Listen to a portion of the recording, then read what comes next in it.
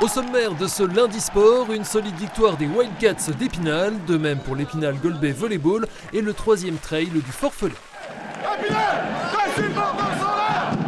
Première halte donc dans les travées de la patinoire de Poissompré, réputée comme étant l'une des plus ferventes et bruyantes de France.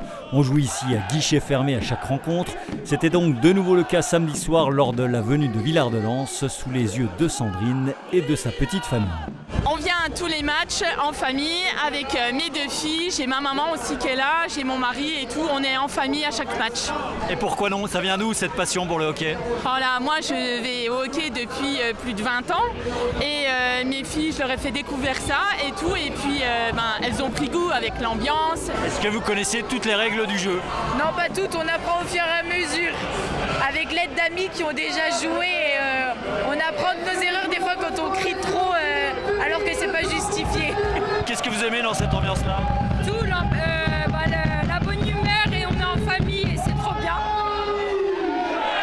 Qu'est-ce qui va se passer ce soir? On va gagner évidemment. Une prophétie qui va se réaliser, inutile de jouer le faux suspense, mais avec un score final très flatteur pour les Wildcats, avec pour acteur majeur leur gardien Antoine Bonvalot, auteur d'une performance de nouveau XXL. Les Spinaliens, au cours d'un premier acte globalement équilibré, ouvrent ici la marque par l'attaquant slovaque Dominik Fujeric.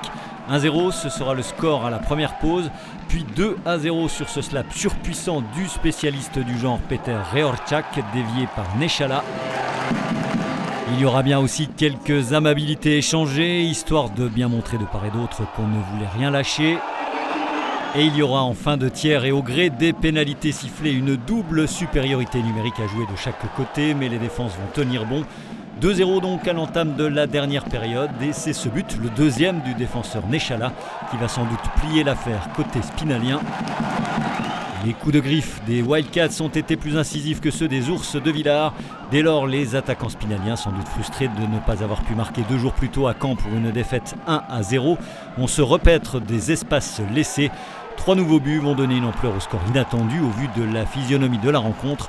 Victoire 6-0 donc, mais personne, y compris le double buteur Fujeric, n'est dupe.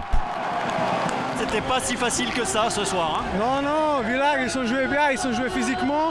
Un peu style des Nord-Américains, ils sont frappés partout, alors c'était un match intense. Ça veut dire que vous revenez dans les 2-3 premières places, c'est important? Oui, c'est toujours bien pour la confiance, pour jouer. Si on est top 4, alors c'est bien. Après cette 5e victoire de la saison, l'Épinal Hockey Club est 3e au classement avant de se rendre samedi prochain à Chambéry, puis de recevoir Meudon le lundi 11 novembre.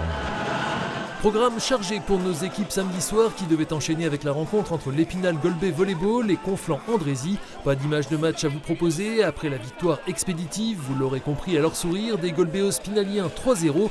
2e succès en 5 journées pour le GVB qui semble avoir pris son envol. Ouais, rassuré. Après, voilà, on savait qu'il fallait être patient, que cette équipe avait des qualités, mais on manquait un peu de confiance. On en a retrouvé la semaine dernière, on a cherché un point à Caudry. Et là, ce soir, voilà, ils font le match référence dans l'attitude, dans l'application. Voilà, j'ai pas grand chose à dire ce soir. Avec quel objectif désormais? Comme au foot, match après match, on va chercher les 3 points. Le prochain, ce sera dans 15 jours chez le leader Arnes. À noter en élite féminine la victoire des Louves de Saint-Dié 3-1 chez la réserve des Neptunes de Nantes. Les deux Daciennes sont premières ex-aequo.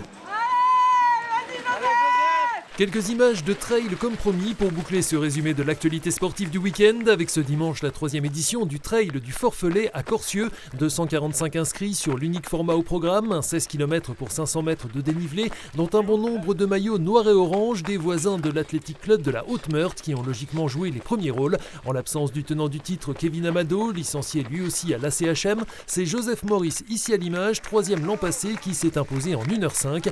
10 minutes plus tard, la déodacienne Capucine Leys l'a imité en prenant la 15e place du scratch. Prochain rendez-vous et pas des moindres avec 3000 participants, le trail des Brosses samedi et dimanche à Chantraine. Plus d'images et de résultats ce lundi soir dans votre émission Côté Sport avec le jeune attaquant des Wildcats d'Épinal Mathéo Labatte, le paraséiste du Golbey Épinal Saint-Nabor Abel Habert et Anthony Perchat de Vosges Matin. Première diffusion à 19h.